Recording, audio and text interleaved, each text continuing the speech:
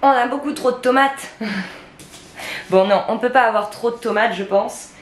En revanche, avec cette quantité, ben, faut préserver, sinon ça va être surtout de la perte. Et aujourd'hui, je vais faire de la préservation, mais pas en bocaux. Alors parce que j'ai pas trop le temps de faire des bocaux en ce moment. On a eu pas mal de choses à faire là ces derniers temps. Là on a été quelques jours en Dordogne. Pour les tomates, aujourd'hui je vais surtout faire de la déshydratation. Alors la déshydratation c'est bien parce que ça nous permet de conserver pendant X années. Et pour les tomates cerises c'est quand même pas mal puisque les tomates cerises sont toutes petites. Il vaut mieux utiliser ça dans le déshydrateur, ça prendra beaucoup moins de temps à être prêt. Ensuite je vais pour cette fois-ci réduire totalement en poudre mes tomates de façon à les avoir cet hiver en poudre et pouvoir ajouter notamment dans une sauce tomate qui sera un peu fade de la poudre de tomate en plus pour ajouter du goût dans des soupes ou dans n'importe quel type de plat, quand je fais mes faritas aussi en ajoutant avec les épices pour vraiment donner un goût de tomate assez intense. Et ces petites tomates poires jaunes, elles donnent en quantité astronomique, c'est vraiment incroyable, c'est à chaque fois celles qui donnent le plus. Elles ont un super bon goût et elles ne sont pas trop juteuses, donc elles font très bien l'affaire pour tout ce qui est sauce. Maintenant, il faut que je fasse du tri. Je ne vais pas déshydrater les tomates qui par exemple font cette taille, ou même cette taille-ci. D'ailleurs, celle-ci est fendue. Je vais utiliser principalement les tomates cerises pour faire ça. Et je pense en utiliser aussi des rouges pour donner un peu plus de couleur, puisque ce sera un peu triste sinon. Et donc il faut trier déjà pour s'assurer d'avoir des tomates qui soient toutes parfaitement intactes. On ne stocke rien qui soit abîmé en légumes. Voilà. Dès que c'est abîmé, on retire la partie abîmée et on garde le reste.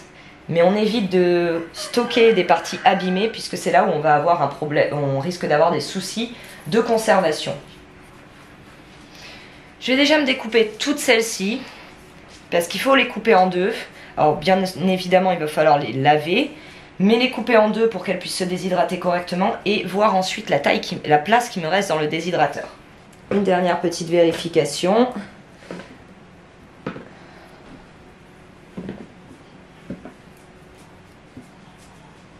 Je vais remplir d'eau et mettre un peu de vinaigre blanc dedans. On peut utiliser toutes sortes de vinaigres, hein, même du vinaigre de cidre. C'est juste vraiment pour m'assurer qu'il n'y a aucun œuf, rien du tout dessus. Parce que des fois il y a des œufs d'insectes qui sont invisibles à l'œil nu quasiment. Je vais laisser ça reposer pendant un petit quart d'heure pour être sûr que la moindre impureté qui puisse se trouver sur la peau se détache et remonte à la surface.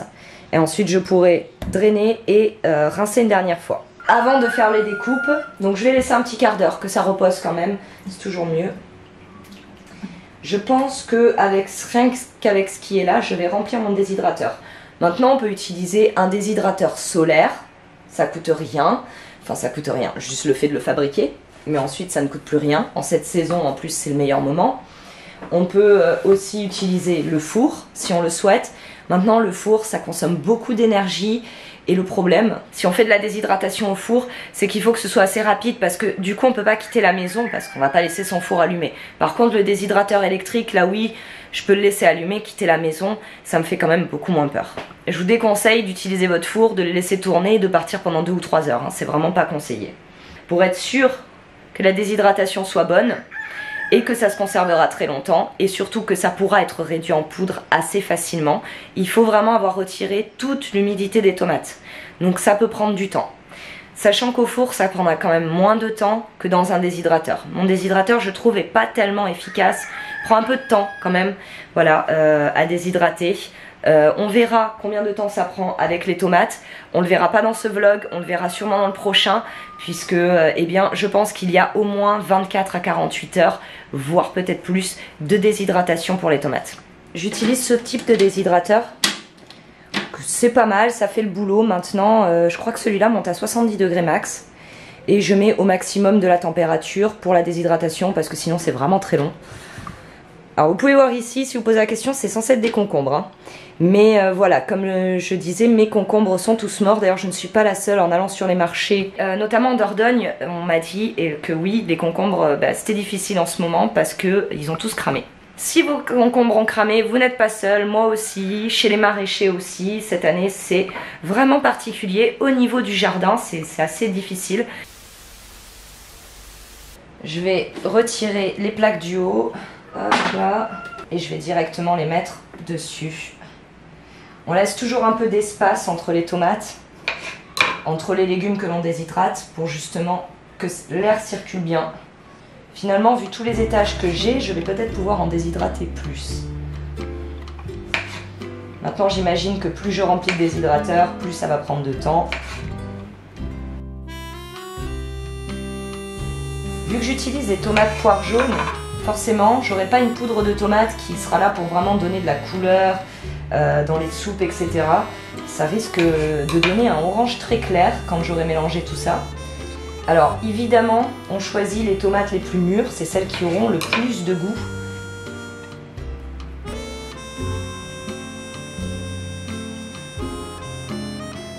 Je pense que je vais pouvoir quasiment tout mettre dans le déshydrateur. Ce serait bien que tout rentre parce que j'ai encore pas mal de tomates à récolter. Alors ce que vous avez vu là en récolte, c'est 3 jours sans pouvoir récolter vu que je n'étais pas là ce week-end. Et donc ça va très vite au niveau des tomates. Si on n'est pas là pour s'en occuper et récolter, on se retrouve vite avec 8-10 kg à récolter d'un coup. Et donc à préparer et à stocker.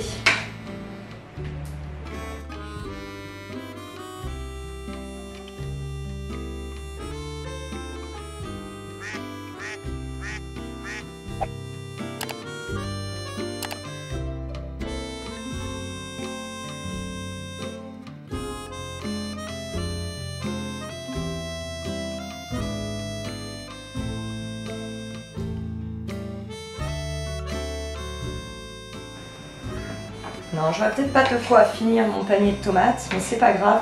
Le reste, eh bien, je vais certainement en faire de la sauce tomate que je vais congeler puisque je n'ai pas le temps de faire de bocaux aujourd'hui ni dans les jours à venir. C'est qu'en ce moment, on a pas mal de... on a la famille qui vient régulièrement. Là, j'ai ma soeur qui arrive tout à l'heure. La semaine prochaine, je vais avoir mon frère, mon cousin, leur femme, mon autre frère, ma soeur qui seront là aussi. C'est ça, quand on est une grande famille, ça fait beaucoup de monde. Et là, cet été, il y a, effectivement, il y a du monde tout le temps. C'est assez difficile d'avancer surtout. Car eh bien, il y a des chances que, on ne sait pas, il y a des chances que ce soit peut-être notre dernier été ici, et si c'est le cas, c'est notre dernier été en Gironde. Donc on sait qu'à partir de l'an prochain, si on n'est pas là, eh bien, on verra beaucoup moins notre famille et nos amis. Et donc on profite de cet été comme si c'était le dernier. Voilà. Nous avons donc été en Dordogne, on a visité le village de Brantôme en Périgord qui est magnifique. Et m'a donc poussé à décider que la Dordogne serait la destination de choix si on doit quitter la Gironde. Car on était indécis entre le Lot-et-Garonne et la Dordogne. Le Lot-et-Garonne, c'est pas un coin d'avenir, je ne pense pas. Quand on regarde là aujourd'hui dans le Lot-et-Garonne actuellement, bien, il y a des énormes restrictions sur l'eau. Ceux qui arrosent leur potager prennent des amendes, donc on ne peut plus arroser son potager. Ce qui est un peu problématique quand même. Là-bas, c'est un coin qui est très porté sur l'agriculture. Évidemment sur l'agriculture conventionnelle. Et donc le Lot-et-Garonne est quand même un coin qui est très pesticidé. Toutes les nappes là-bas sont un peu contaminées. D'ailleurs, il y a des sites internet qui existent pour voir le taux de pesticides, etc. dans les eaux des nappes phréatiques, puisqu'il y a des analyses qui sont faites. Et on peut voir que le Lot-et-Garonne fait partie des coins les plus pesticidés, ce qui est tout à fait normal quand on regarde une carte aérienne, satellite du Lot-et-Garonne. On peut voir qu'on a des champs en monoculture partout. Maintenant, bah, il en faut parce que évidemment ça nourrit les gens. Je suis tout à fait d'accord là-dessus. Hein. On n'a pas pour l'instant trouvé meilleure solution. Et puis à tout point de vue, c'est pas un coin qui finalement m'intéresse puisque très sec, les sols là se sont fissurés. D'ailleurs, on risque d'avoir un problème de production alimentaire forcément puisque les récoltes sont en train de mourir en Lot-et-Garonne à cause de la sécheresse. Et le Lot-et-Garonne, mine de rien, est un coin qui nourrit pas mal de gens, notamment nous ici en Gironde, on a beaucoup de légumes qui viennent du Lot-et-Garonne. Alors, il m'en manque juste de quoi faire une demi-plaque. Alors, je vous montre pour les tomates cerises, donc on a la poire jaune, ici, que vous connaissez. On a cette tomate orange, je ne me souviens plus de la variété, je l'ai noté dans l'un des vlogs la dernière fois. Et ici, c'est toutes petites tomates cerises, ce sont les centiflores. Comparé aux autres tomates, effectivement, elles sont quand même beaucoup moins sucrées. Mais elles donnent en grosse quantité. Et puis elles ont très bon goût, mais moins sucrées.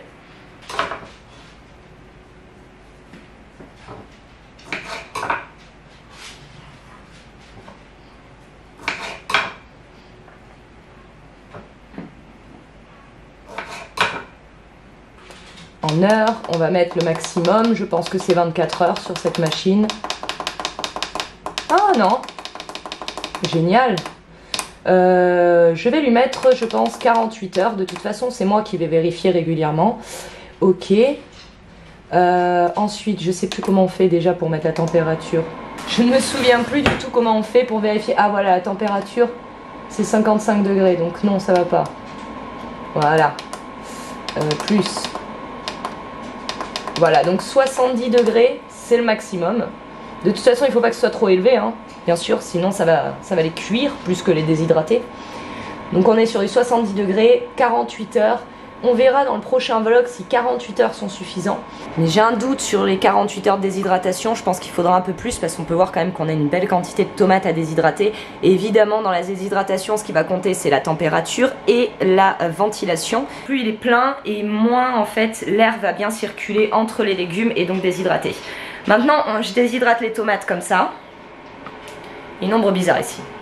Maintenant, je déshydrate les tomates comme ça, mais vous pouvez aussi les déshydrater des poivrons, hein, si vous le voulez, faire de la poudre de poivron, ou même déshydrater poivrons et tomates ensemble pour faire de la poudre que vous mélangerez. On peut faire pas mal de choses comme ça. Et voilà, comme je vous disais, l'avantage de la déshydratation, c'est vraiment qu'on va pouvoir conserver pendant très longtemps ce qu'on aura déshydraté s'il n'y a vraiment plus d'humidité à l'intérieur. Pour le savoir, il suffira de prendre ce qu'on a déshydraté, c'est de le casser. Si ça se casse, que ça s'effrite, c'est que c'est bien déshydraté, qu'il n'y a plus du tout d'humidité. Maintenant, si vous ne voulez pas avoir une déshydratation parfaite, totale, que vous voulez juste des tomates un peu déshydratées pour les semaines ou les mois à venir, vous pouvez un petit peu moins les déshydrater. Mais là, vous ne pourrez pas faire de poudre, puisque pour avoir de la poudre, il faut vraiment que ce soit parfaitement sec.